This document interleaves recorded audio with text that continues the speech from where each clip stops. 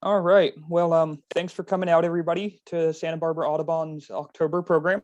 If you weren't here in September, I'm Aaron Kreisberg, and this is Emily Kreisberg, the program chairs for Santa Barbara Audubon.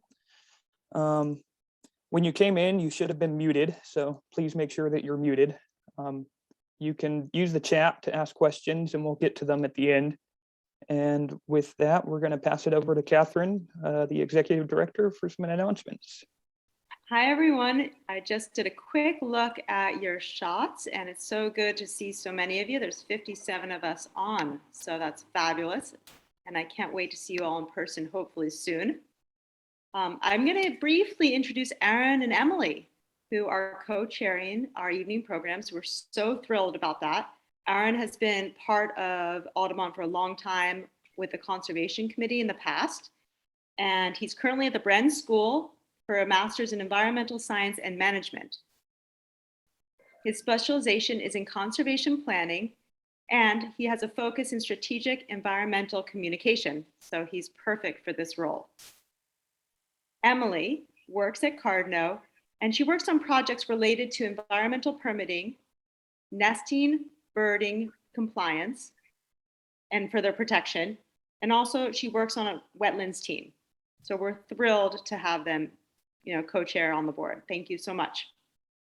I also want to thank you members for your ongoing support and your birding reports on SBCO birding, and also your commitment to protecting birds. You may have seen recently that Santa Barbara Audubon Society had an ad in the Independent about only doing tree trimming in months ending in Burr. And that was thanks to our Conservation Science Committee, and in particular, Lori Gaskin and Mark Holmgren. So thanks so much to them. We advocate to protect birds, and there it was in the Independent. And I also want to thank Hugh Ranson and the Independent for the new monthly birding, Santa Barbara birding column. Just recently, there was a column about migrations. So thank you, Hugh and the Independent, for doing that. And there's a link to it in the e-blast that was just sent out. On those lines, I'd like to thank Alex Luce for sending those e-blasts, and also the ET layout. And I'd like to thank Joyce Carassa for editing ET. We, as you may have just seen in the blast, have a new video, and I'd like to thank David Levishef and Steve Senesac for putting this short video together. It's about the nest boxes and tree swallows and their life cycle there. So it's pretty exciting. There are just a few slides that tell about the life cycle and some really beautiful footage inside the nest box. So thank you to Steve and David for that. And finally, I'd like to thank the bird photographers for permitting us to use your beautiful photos in ET and on our blast.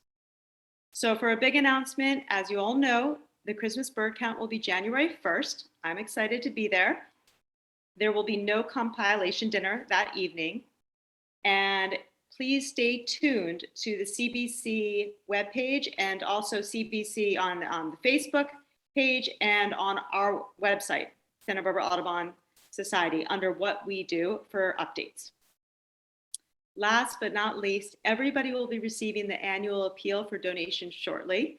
It's a beautiful letter that a number of our board worked on with some stunning photos of birds. We want to thank you all for your contributions. I've been participating in nonprofits resource network roundtables, and for nonprofits like us who focus on environmental conservation, there's grants are very tight. They're very lean this year and last year because of other essential services. So we just want to let you know we really appreciate each of you for each donation that you give, and thank you for that. And let's get on to the program, Emily and Aaron. All right, thanks, Catherine. Can you still hear us okay with the headphones? Cool. So I'll go ahead and introduce Chuck, and just before I get into that, it's really exciting for me to introduce Chuck because he was a coworker and a colleague for several years when I was in my kayak guiding life at the Channel Islands before going back to school. So Chuck Graham is a freelance writer and photographer who has spent the last 15 years going out to Carrizo Plain to take photographs of the landscape and the wildlife out there, the last of California's semi-arid grasslands. His devotion to this unique grassland biome culminated in his first book, Carrizo Plain, Where the Mountains Meet the Grasslands, in November 2020. His work, some of you may have seen it in local media such as the Santa Barbara Independent, and if anybody's down in Carpinteria, the if you remember Deep Magazine, that was Chuck production also. But his works also appeared in National Geographic for Kids, National Geographic Books, Natural History, American Forest, BBC Wildlife Magazine, Canoe and Kayak, Backpacker, and the Washington Post. And recently, his book actually received an honorable mention in the nature category for the International Photography Awards of 2021. So that's been a development since we even arranged this talk.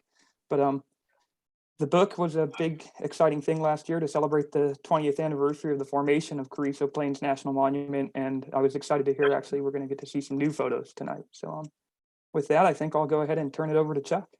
Hello, everybody. Thanks for joining. I really didn't think I had a book. I really, when I first started going to the Carrizo Plain, I wasn't thinking a book. I didn't start thinking about a book until about 2017.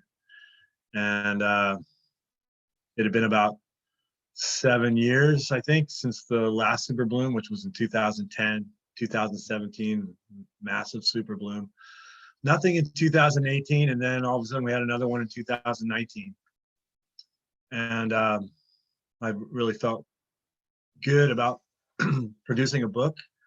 And then the pandemic hit in 2020, and it was kind of one of the silver linings for me was finishing the book. I spent about 60 days out on the Carrizo Plain from beginning of March all the way into June, and I'm a lifeguard at the beach in Carpinteria. I've been there for a long time, almost 30 years there, and so I was an essential worker. I would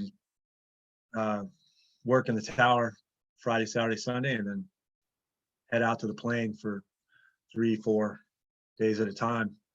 And it ended up not a super bloom year, but it was still a nice year for flowers. But really, it was the best year I ever had photographing wildlife out there. I had 2 very consistent San Joaquin kit fox dens that I sat on for about 8 weeks. And then there was a couple outliers out on the Elkhorn Plain, which is out on the east side of the Carrizo Plain, still within the monument. And I spent a lot of time on those dens, and I think they quickly became my favorite subject to photograph out there. But of course, birds, lots of birds out there, and you never know what you can see in places like this. This is a special place. There's nothing like it anywhere else in California. And it really attests to the diversity California has. And being where we live in the Santa Barbara area, we have the islands, and then we have the coastal range, the transverse ranges, and eventually you reach the Carrizo Plain. So there's this amazing biodiversity. And I don't think I've ever gone to the Carrizo Plain where I didn't come back with a batch of images I wasn't happy with. I always have some things on my mental radar that I want to get, but then there's always happenstance out there, and you just never know what you're going to see. So there's lots of surprises every time I go out there. So that being said, I'm going to start the presentation here. Share screen.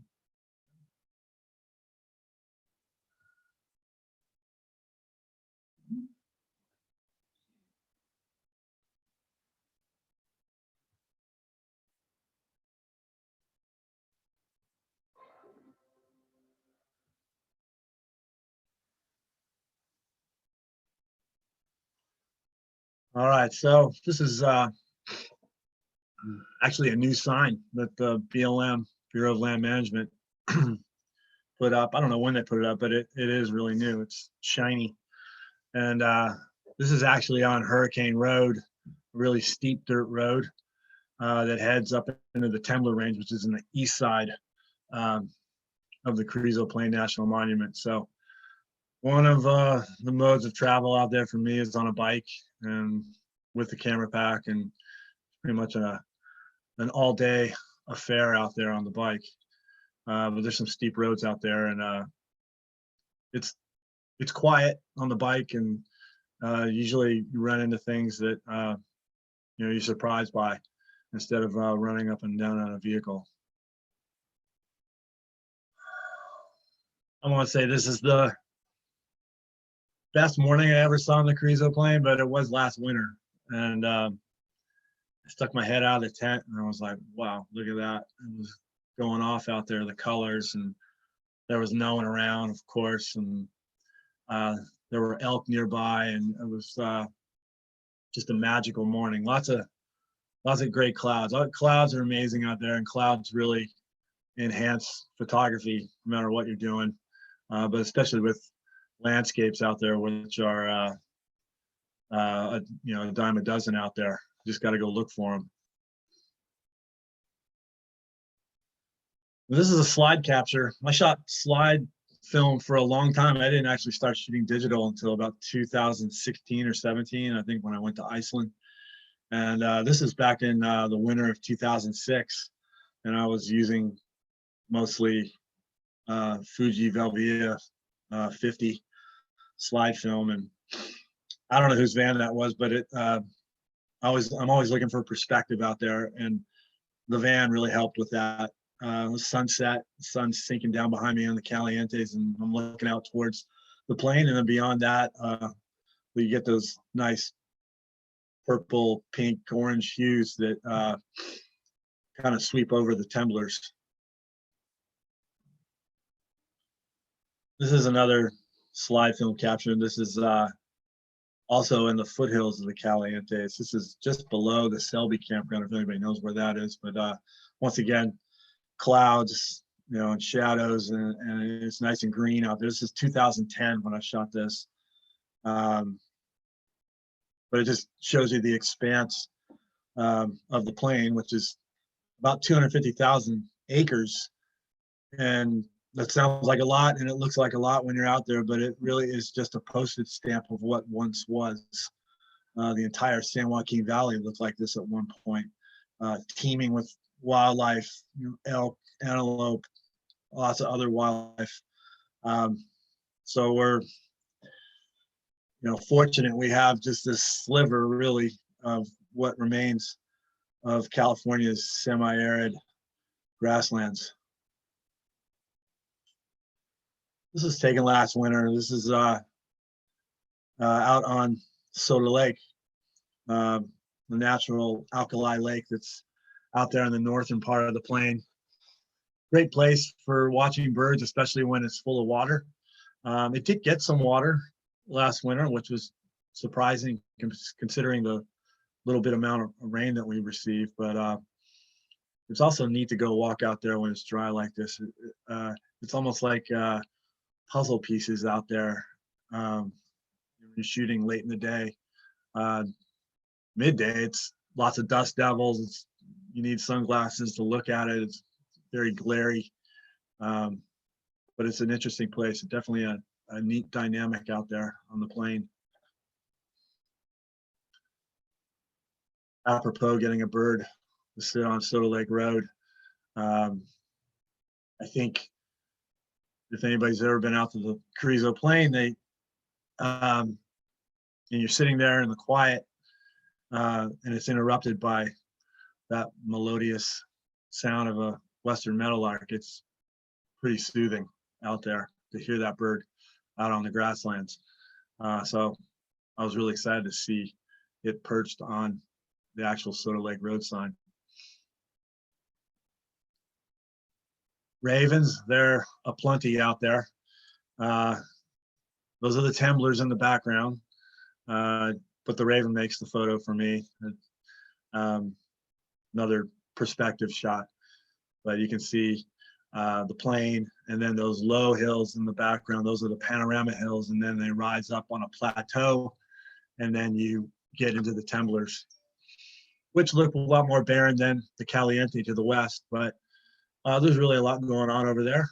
I think when you go to the Carrizo Plain, you really have to slow down and take it all in and sit and watch, and don't forget your binoculars. It's almost pointless to go out there without binoculars. You got to have something to scan with. Once I get on Soda Lake Road, I do my seatbelt and I buckle it behind me so I can get out of the truck as quickly as possible for anything that might come about. But you really need to slow down out there. I've told people to go out there and check it out, and a lot of people come back to me and they say, I don't know what the big deal was. And I said, well, you really got to just drive slowly and stop and scan and take your time. Otherwise, you're not going to see anything.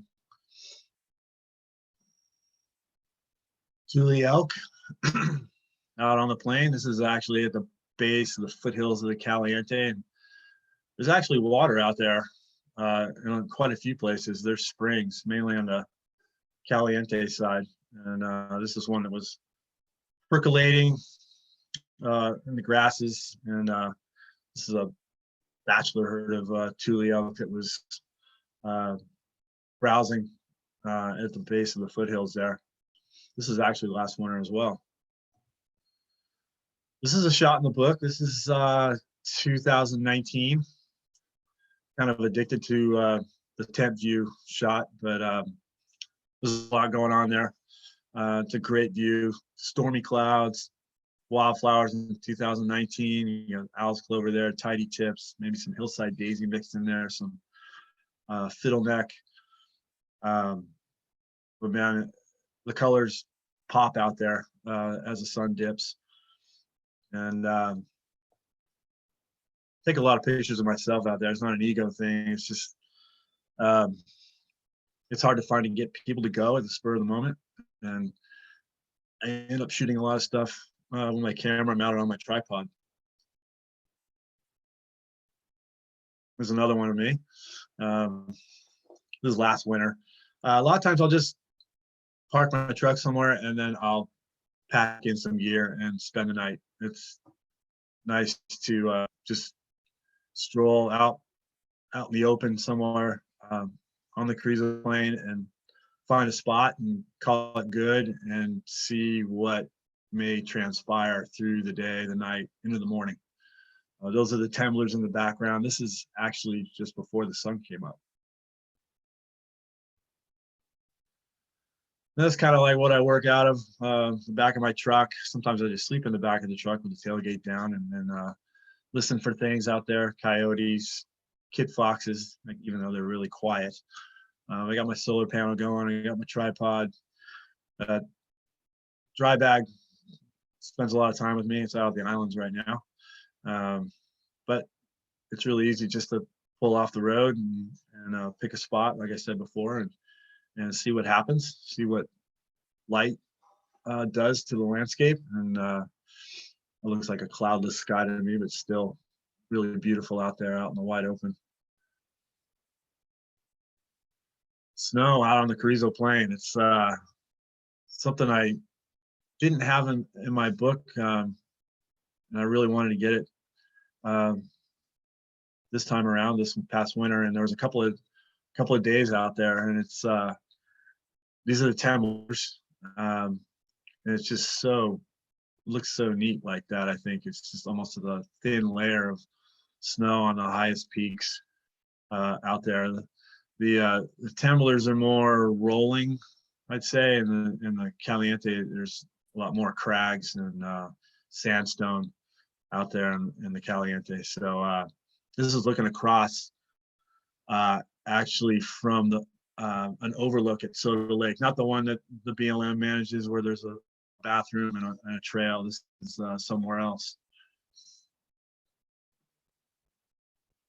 That's another shot of me in the wintertime, dark, but there's water out there. It's actually muddy out there on Soda Lake. That's I guess that would be the southern end of it. But there's really a lot of other things going out there with lakes. There's vernal pools out there, and they fill up with water as well. And when you get up high and get a good overlook of the Carrizo Plain, and you got your binoculars, you can really see there's lots of vernal pools beyond Soda Lake. And during the day, you see these dust devils crop up inside those vernal pools. This is one of my favorite shots in the book. Not that it's because it's somebody that I know that I kind of dragged out on the Carrizo Plain. This is a guide that works out of the islands. His name's Hector. I'm sure some of the audience will know that name.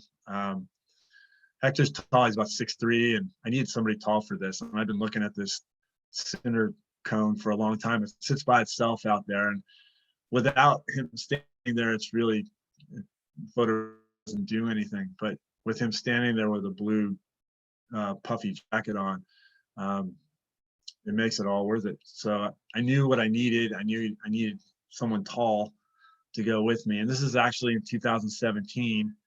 And so I convinced Hector to go, and we drove out and we slept out on the plain. It was pretty cold. And I ran up the foothills of the Caliente, and then I realized I forgot a lens that I needed. So I had to run back down to the truck and then run back up. And in the meantime, he had to stand there for about 90 minutes while I fired off some frames. But once again, perspective. The next image, that's the top of that cinder cone. There's a golden eagle sitting up there, and I've seen it there a few times. I want to say it's a younger bird, but it likes that perch, and kind of want to think that that bird likes that perch the same way I liked making the photo for my book, which is one of my favorites in my book. This is also another shot in my book. This is a slide film capture. This is a raven's nest, and there's a lot of old ranching implements out there. There's a lot of old water tanks. That's what this is. The road in the background, that's Similar Road, and Similar Road runs around the backside, the east side of Soda Lake, and runs up towards Elkhorn Road and out to the Temblers. And I shot this with a fixed 15mm lens, and you can see the nest is busy. There's 6 eggs in there, and there's all kinds of stuff going on there. But a lot of the wildlife is reclaimed and utilize these old ranching sites for their own nesting and burrowing underground underneath the buildings, the old ranch buildings. So when there's something, it looks like it's active, I'll go take a peek and see what I find. But there's plenty of ravens out there, that's for sure. They're not hurting out there. This is also another raven's nest. There's a couple of old trucks out there, really old trucks, maybe from the 1940s. And this nest is huge. It takes up the whole front seat of this truck. But I kind of wanted this is actually last winter. I wanted to get the nest, get the truck, and I wanted that light in the late afternoon through the truck. And you can see another truck over there on the other side of the driver's side of this truck.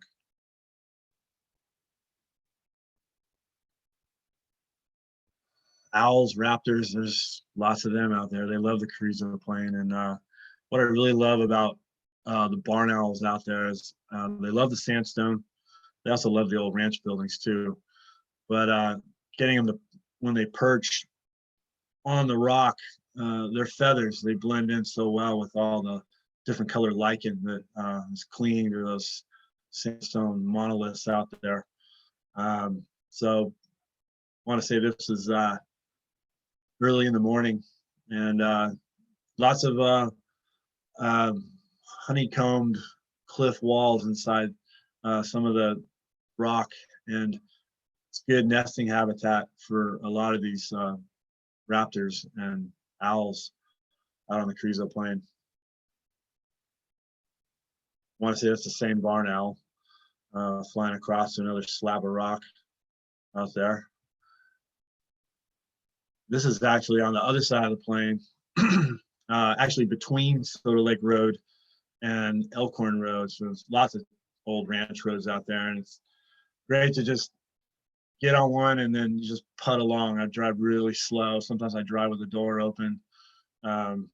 Windows are always rolled down, and there's a couple of old trailers out there that probably should be removed. There's a lot of trash around them. They're obviously abandoned, and the birds have they've been nesting in them, and the ravens and the barn owls both nest in this one trailer. And the ravens definitely harass the barn owls when they move out of there. This is the most important animal out on the Carrizo Plain. Biologists have told me that as the kangaroo rat goes, so goes the Carrizo Plain. This animal is basically responsible for the health of the Carrizo Plain. It's an endangered species. Biologists study their numbers, their population grids by looking at satellite images and looking at all the mowed down circles around the burrows of the giant kangaroo rat. The giant kangaroo rat, its burrowing systems are, when they're abandoned, they're all adopted by everything out there. Burrowing owls, kit foxes, badgers, antelope ground squirrels, long-tailed weasels, snakes, blunt-nosed leopard lizards. They all claim it for their own. They all utilize those burrows. And then, kit foxes and badgers are bigger animals. They'll make them bigger. And then they feed on these animals, these giant kangaroo rats. And they also provide good browsing habitat for tule elk and pronghorn antelope out there. So they're a really important animal. And of course, raptors, owls, they prey on these rats as well. So a really important animal out there. There's a band of tule elk. Tule elk beneath tule fog. So wintertime is tule fog time. And it's a real low hovering fog. You can see the tumblers in the background, and then a herd of elk out on the Carrizo Plain. The Carrizo Plain has one of the fastest growing herds of tule elk in all of California, and there's actually been some animals added to the herds. And typically every morning, if you sit still, sit up on a hill, you can see them moving along the plain. And the California Fish and Wildlife still utilizes some of the old cattle troughs out there, pumping water into them, make sure everything is hydrated out there. Tule elk, the pronghorn, definitely get into them. They also make great bird baths. There's lots of building savanna sparrows that like to bathe in those troughs, but a lot of the other animals use them too. You see a couple of tags on this one, a bunch of cows, and then a male leading that small band of tule elk. This is from last winter, where I was seeing them quite a bit. This is one of my favorite days out on the Carrizo Plain. This is in 2017, and this is a pronghorn antelope bull, and really got closer than this to them. At first, they were about half mile, 3/4 out to the west, and was watching with my binoculars, and really wasn't thinking much more than that I was just going to watch them, and then they were going to keep heading out. But for whatever reason, they turned around and started walking back towards my truck, and I didn't have to do anything. They just literally walked straight towards me. There were 5 or 6 of them, and they were reveling in those giant fields of hillside daisies. They were flinging them up in the air. They were eating them, and they were really enjoying their morning. And there they are there. That's actually the cover of my book. Wanted some wildlife along with, evidence of the super bloom. So this is in 2017. A couple of young ones there, and then there's a couple of bulls, and then there's 1 or 2 females in the mix. And this is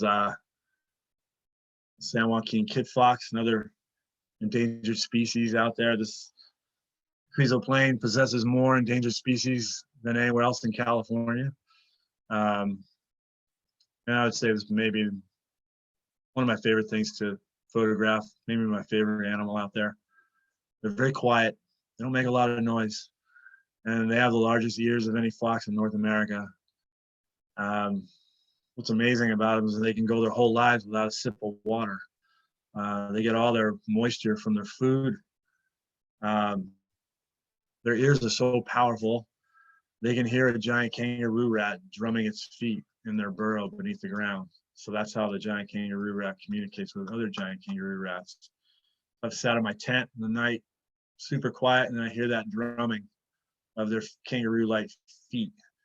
And a kit fox can hear that underground, which is pretty amazing.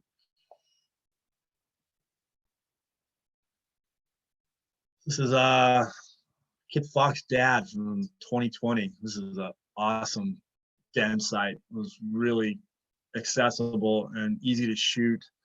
And I want to say I would spend 6 to 11 hours a day sitting on the den. They had 6 pups. During the middle of the day, it was hot, so you wouldn't see them as often. They'd come out. And the pups would come out. If the parent wasn't there, then they would not move around. Once one or both of the parents came out, then they would roughhouse like crazy. They play chase, and, attack each other, and they had 3 dens around this site, so they were using all 3. And as the pups grew bigger, stronger, I want to say the dad would kind of get sick of them and he'd go to another den, which is basically just right across the road. But he'd always come back with food. And mainly it was antelope ground squirrels, which were all over the place. So everything just kind of lives around everything, even though the foxes feed on everything. But the foxes, they would use the warning calls of the antelope ground squirrels. So if an antelope ground squirrel would sound off, the foxes didn't hesitate. They would all dive down below. So golden eagles will feed on them, coyotes will feed on the pups. So they're very wary. And so when the pups come up, they don't move around much. But when the parents are there, they know the parents are looking out for them. And they get to play a lot. And as the day goes on and it cools off, they're more active. So when they were out, it was time to shoot. Usually I didn't use a blind or anything, and I would wait for there would be no activity, and then I would run out there. I'd sit in the bushes and I'd wait with the camera on the tripod and wait for some activity. And this is actually this is a pup growing up. I want to say this is June 2020 sometime. And this is another den site over by the visitor center, actually about 50 yards out from the old harvest implements that are kind of in a row out there before you get to the gate that leads out to Painted Rock. But early in the morning, I'd get out there and sit, and this one was just sunning itself on a big mound, a big den, and there were 5 pups in this den. There's another kit fox adult. This is way out on the Elkhorn Plain, and I didn't sit at this den much. A few days. They were super wary. And actually, I think I shot this from my truck. But they blend. You can see the colors. It's later in the season, so this is in 2020, and I was starting to get those tans, those browns and beiges out there as it starts to heat up. And this is back at the den site over off Soda Lake Road near the KCL campground. So looks like 1, 2, 3, 4, and then the dad. So constant roughhousing there by the pups because the parent is out. These animals also had a helper fox, this den specifically. So sometimes in good years, wet years, so 2017 wet year, 2018 dry, 2019 wet, and 20 was decently wet. Lots of food. The dens are active, lots of pups. But sometimes the year before, the pups that grow up, a couple of them may stick around and help this year's parents raise the pups. So it's a pretty strong family ties there with kit foxes in productive years. This is definitely my favorite reptile out there. This is a female blunt-nosed leopard lizard, pregnant. You can see the orange on her. Those are her breeding plumages around the vent and up along her side towards her neck. And you can see she's using a burrow left by a giant kangaroo rat. It was the best, 2020 was the best year I ever had looking for them. I want to say I saw 15 blunt-nosed leopard lizards, and there was a couple places that were real hot spots. And this is a nameless road off Soda Lake Road, and it proved to be just awesome for them. And they like gravelly habitat and not a lot of growth, but when there is growth, and there was a little bit of grass there, these lizards will, it looks like they're swimming across the grass, and they're really fast. And there was a male around, and she was basically teasing him. He wanted to mate with her. She would sometimes run at him, run him over, and then bolt, and then hide for a while, and then would pop up again, and he would do laps around his territory, doing his push-ups, waiting for her to emerge. And I sat there for several hours watching her just work him over. She would never let him advance at all. But she was really beautiful. I love the spots on her, and she's big. She's got a lot of eggs. She's ready to deliver. But definitely my favorite reptile out there. The long-tailed weasel. One of those kit fox dens, the one by the visitor center. I had been sitting there for 2 hours and there was no activity. And I didn't feel right. It didn't feel like anything was going on. So I moved away. I moved to a corner, and then I had a view of both den sites. And while I was sitting there in the bushes waiting, I saw this guy pop up and out of the kit fox den. So then I knew nothing was going on over there. It dove back down. I ran over there with the camera, and I could see it just popping its head up looking at me. But what it's doing is they're ferocious hunters, believe it or not.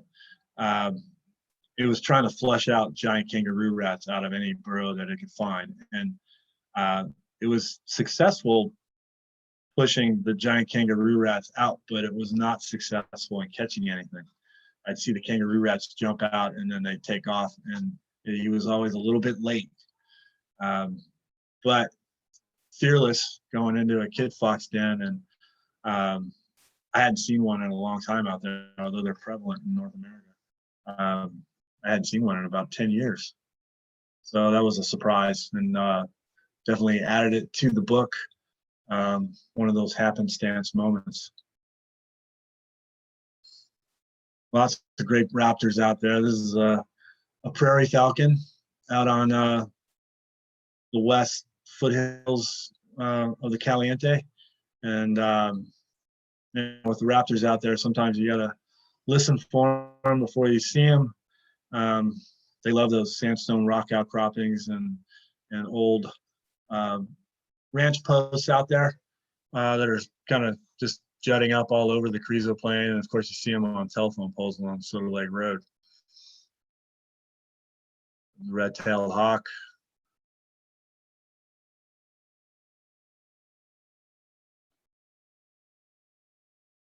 One of my favorite animals to photograph out there, antelope ground squirrels.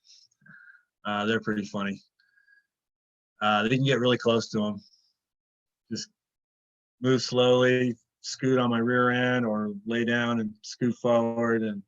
And this is at the visitor center, and this den had like maybe 4 kits, and they were horsing around in all the old rusty pipes and ranch implements, and playing tag. and I'm just sitting there, and they're just running around at my feet almost, just a few feet away, going from den to den, really curious, and then really getting really comfortable, and then they're just horsing around. One of the birds that the antelope ground squirrels use for warnings are horned larks. And so a lot of times whenever you see antelope ground squirrels, you see horned larks around as well. And another bird that also helps out the antelope ground squirrel are white-crowned sparrows. So you can see them, they're perched on some of the ranching implements. And where I was shooting those kits out of the pipe, these birds were always around them. And so when the sparrows sounded off, the kits would dive into the available burrow that was around, and then slowly they would creep back out and everything was fine again.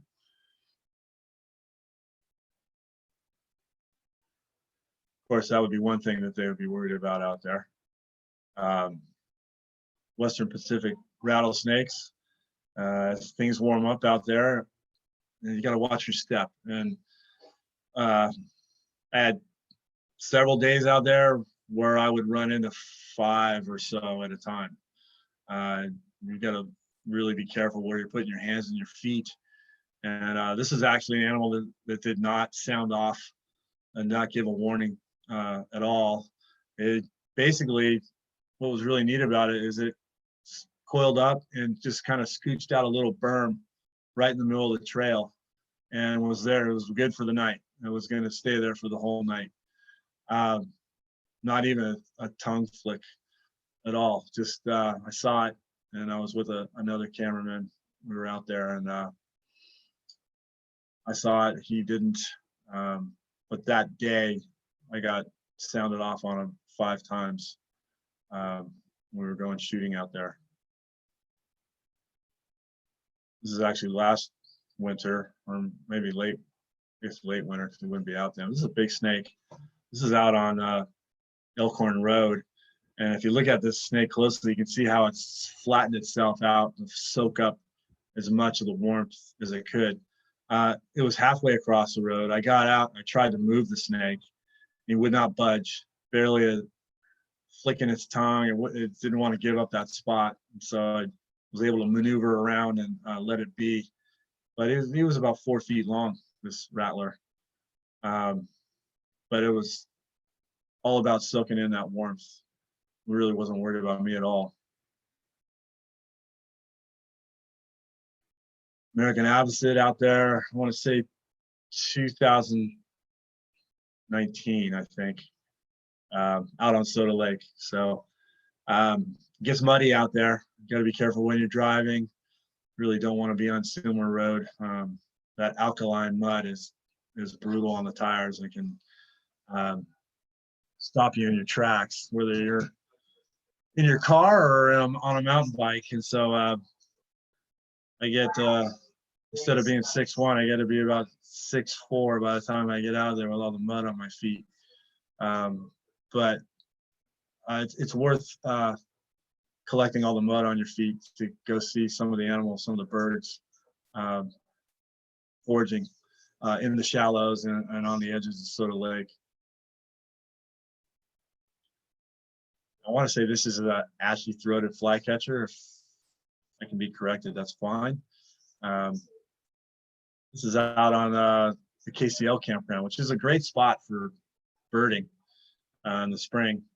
There's always the ever-present great horned owls that nest and roost in the eucalyptus trees there above the campground, and see lots of these guys, and then lots of Belding Savannah sparrows. This is in an old cattle trough out there. And then Bullock's orioles, they love it out there. This is actually some milkfish that was prevalent in 2020. And I actually would get these shots while I was waiting for the kit foxes to emerge. So there's always, seems like there's always something while you're waiting for your main target. Beautiful birds out there, and they're noisy. You hear them all around out there. California quail, or covey quail out there in the foothills of the Caliente. Lark sparrows, they're around a lot in the spring. See them quite a bit on either side of the plain. Western tanager, also on an old fence post out by the KCL campground. So another one of those birds while I was waiting for the kid foxes to emerge. You see these beautiful guys around the campsite and around the dens. And this is last winter, great horned owl roosting in eucalyptus trees up above the campground at KCL. And you hear them all night. It's one of those nice sounds you hear while you're in your tent or in the back of my truck anyway. And they're always fun to go look for as well. That was one of my favorite plants with one of my favorite birds out there, loggerhead shrike. But I love the green ephedra, and even though 2021 was a dry year, it was a great year for whatever reason. Green ephedra was blooming magnificently out there, and there's lots of beetles in this plant. And most of this time you see this plant out towards Elkhorn Road. It's prevalent out there, and also little road that leads out to some really thick stalks of Phacelia. It looks like a lake out there during a super bloom. Long-billed curlews, you see them a lot in the winter, big flocks of them. And this is in 2019, I believe. And there was a lot of water around, and they were really enjoying it around the lake. Lots of feeding going on, big flocks of them. And I saw a lot last winter as well. This is in 2017, I believe, red-winged blackbirds. This is actually a big flock out on the Goodwin Ranch, which is Nature Conservancy property, and I was able to get several nights there in the old ranch house, which is amazing, and go walking around out there. Saw some wildflowers I hadn't seen before out there, and lots of birds around. Could almost just stay there at the ranch. It was so nice. And that's the cover of my book. I want to say I shot that last winter on a nice winter day on a lichen-covered rock. And it's been a great journey creating the book, and then delivering books. I did a lot of curbside deliveries during the heart of the pandemic, and it's been an enjoyable experience. And I want to say maybe I'll go for another book on the Carrizo Plain in another 10 years, their 30-year anniversary. We'll see. Anyway, that's it. That's info for my book. Otherwise, I'm ready to take any questions if they're there, Aaron.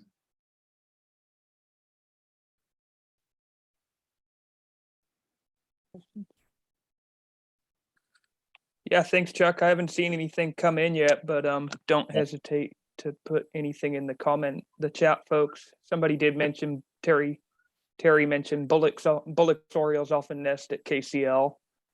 And then yeah, I mean, I guess to start off with, Constance has a question, and this is actually something that Emily got subjected to the first time we went to Carrizo after talking to you. Have you ever seen sandhill cranes out there? I never have. I've heard that they haven't been out there since 2010. And I went looking for them in 2010 because 2010 was beautiful out there and there's a lot of water. And I'd always heard that if you stood on the overlooking Soda Lake, that was a good place to see them. They typically, I guess, would fly in the late afternoon to land in Soda Lake, but I never had any luck. It's not to say they may not come back, but they obviously have other places they can go. So we'll see. You never know.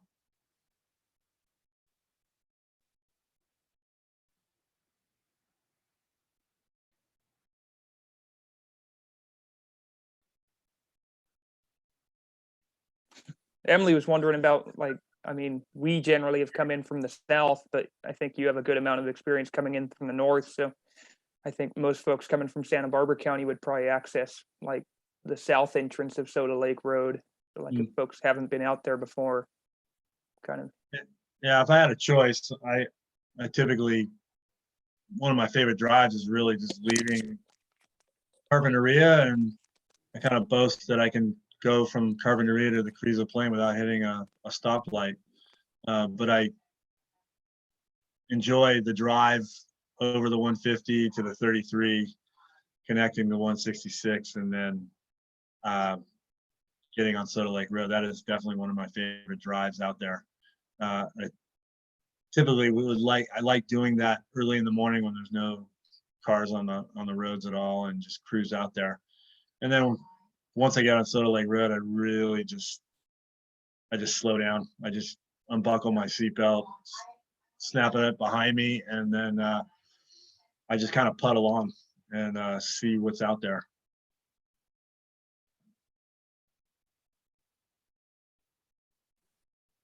Thanks. I'm not seeing anything else coming in, but I guess I have another one about kind of visitation. Um, Obviously, I think most folks probably know Carrizo for super blooms, and we kind of got a different window of it tonight, which is, I think, really awesome to, because I think most of the press is every few years when there's a really good bloom. And I mean, can you speak to that a little bit of the, you've been Yeah, out there, of course, when it's blooming, and when we have, and it's a bit different when there's a lot of people out there. yeah. Fortunately, there's a lot of, when there is a super bloom and there are people out there, you can disappear out there. I mean, I'm good at that. Um, I really enjoy it when there's not a super bloom. It's really quiet out there, and there's plenty. I mean, being a photographer, there's plenty of things to photograph, and um, utilize the mountain bike and just take off and see where the path takes me. But um, I love the super bloom. I mean, it's incredible to see. I mean, if we had it every year, then it wouldn't be super. Um, but literally having 2017, and then I couldn't believe it when we had one in 2019, so close together. That was amazing. Um, before that, there was a 7-year gap. So um, I I thought maybe in 2020 there was going to be we got some rain, and there were some great flowers out there in 2020. Um, but the wildlife, I think, with the rain in 2017 and then 2019 and then enough in 2020, it really made 2020 a great year for wildlife. 2021, it was tough locating stuff. One animal that has eluded me is the photographing it as a badger. I've seen them, and I found their dens, but they have such an amazing burrowing capability. They can burrow. You can see them go in a burrow, but then that burrow, that it might go for 900 meters to another spot. So they're really busy. Um, so I've seen them, but I've never gotten close to them to get a photograph. I've seen a few people post stuff that they've gotten, but I'm not giving up. You'll get it. Annabelle had a question about, is there a good time to see the pronghorn? Pronghorn are actually not that easy to see out there. They're not like the Tulia, where they're diversified eaters. They're more specific. They need to be down on the flats where the elk will go up into the mountains and up and over, even in the Caliente. There's not as many pronghorn out there as there is elk, and they've definitely had more challenges with survival out there. I think the largest herd I've ever seen of them was about 30, and it's been a while since I've seen that many animals together. Mostly, I've seen them in small bands of 4, 5, 6 animals.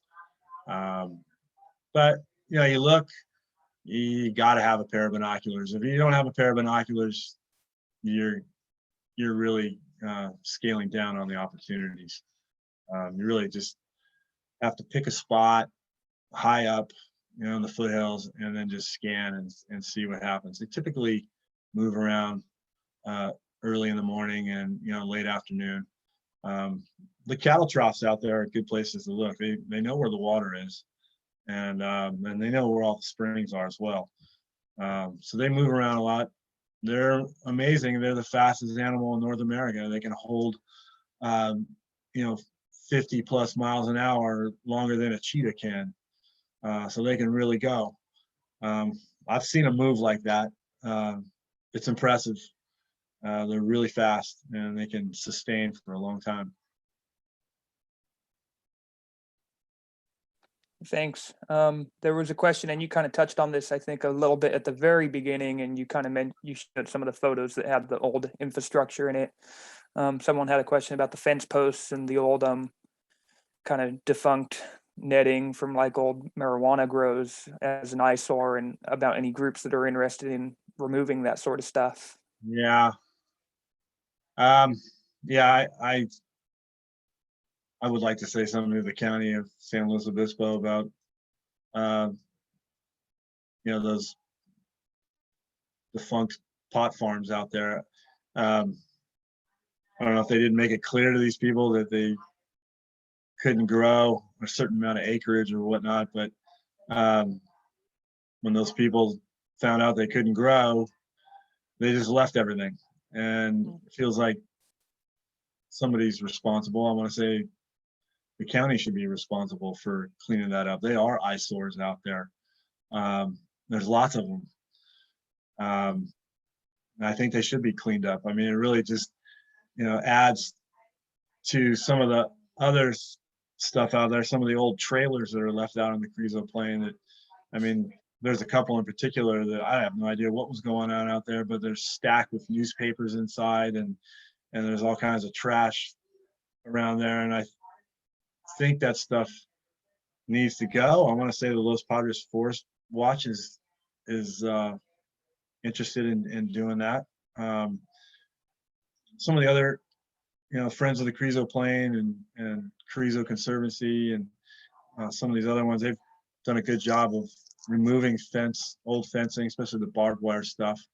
There's a lot of stuff out there. There's fencing, but it's just wire, loose wire. It's up high, so you think when you see a pronghorn running that it's just going to jump over that stuff, and it doesn't. It goes underneath it. And same with the elk, although they may step over some of that stuff, but the pronghorn in particular go under it. And so there's still fencing that needs to come down out there. There's still old barbed wire out there. It's not necessary out there. Some of these amazing places that we have in California, you want to bring them back to a natural balance as best you can. And I think some of that stuff, once it's removed, it'll enhance that feeling, that look. The old pot farms, I think the county should take responsibility for that, or at least get the people that either own that land or left it there. They should clean it up. Thanks. There was a comment about the cranes and I think they know more about it than I did, but it was kind of my understanding is that there was a shift in the way the agriculture was done out there, and when that happened, they kind of didn't really go out there anymore. So if you want to go see sandhill cranes, probably the San Joaquin Valley is a better bet at this point than the Carrizo Plain. Yeah. Although I'm not giving up on it. Uh-huh. And then there was a comment about access, and they kind of mentioned that directions usually send them up kind of the San Margarita way rather than 166. And I almost wonder if that's just, and they mentioned poor road condition, but I almost think that's just because it's probably Google Maps just trying to be a shorter distance from the highway. I mean, the 58 or the 166 is good. I like taking the 33 and then connecting with the 166. The Queen Alma Valley is really pretty when you're coming off the 33 towards the 166, especially as you're getting towards sunset. You get those badlands out there, and there's a picture in my book from 2017 where There's just one hill. The hillside daisies are creeping over those badlands into the Cuyama Valley from the Carrizo Plain. It's one of my favorite pictures in my book. But even without the flowers, you still get these really nice details out there on those badlands. So that's my favorite drive. The 58th, that's also a really pretty drive as well. It's just kind of meanders. I want to say the 166 is probably a busier highway than the 58. But coming from the 33 and getting on the 166, it's maybe 5 minutes on the 166, and then boom, left-hand turn on Soda Lake Road, and everything kind of comes to almost a halt. And then the last question we have for now was actually about pumas. Have you ever seen a mountain lion out there? No, I have not, but they are around in the Calientes. I've seen tracks, and I have seen bobcat even below the Selby campground. I've seen a bobcat once, and that's also something I'd like to maybe conceal myself as best I can in some spots and wait and see if anything emerges. But there's a lot of black-tailed deer in the foothills of the Caliente. There's also pigs out there in the Caliente. So, and I know Chimenea's site on the west side of the Caliente, which is also within the Carrizo Plain National Monument. They have camera traps, and they have sightings of puma mountain lion there. So they are around. Good question. And then other than that, it's all, Catherine has a comment about the gorgeous photos, and a few other folks have mentioned the photos, and always a treat to get to see your photos. Thanks. Thank you. The other question I had is just, obviously it kind of similar to the flowers. The other thing that's of really interesting note out there is, could you talk about kind of the Chumash and other indigenous presence out there? Yeah, there is evidence of that. I mean, I think anybody knows anything about the Carrizo Plain. Painted Rock is a very important Native American site for lots of reasons. Yeah, there's definitely a lot of evidence around, the Carrizo Plain and, the Los Padres National Forest and the islands.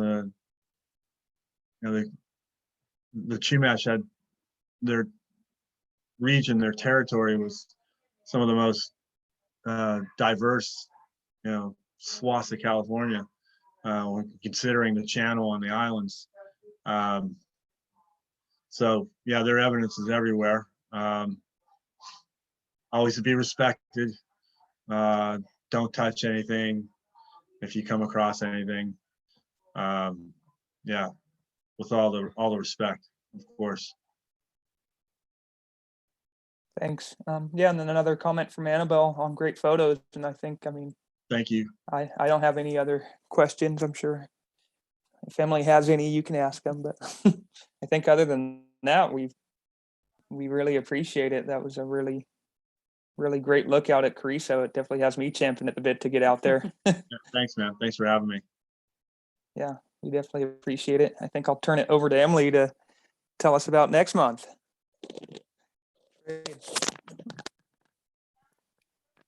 Hey there. Yeah, so we have another speaker next month. All the speakers are recorded. You can rewatch and flip back to your favorite photos if you don't already have Chuck Graham's book. But yeah, so everything's recorded and put on santabarbaraAudubon.org. And the next speaker is November 17th. We have John Callender, also a Carpinteria local, and he's going to be talking about the Carpinteria snowy plovers who had successful breeding this year for the first time in 60 years. So I'm sure Chuck has his cute plover pictures too, but we're going to hear from John Callender next month on November 17th. And thank you all for joining us tonight. Thank you, guys.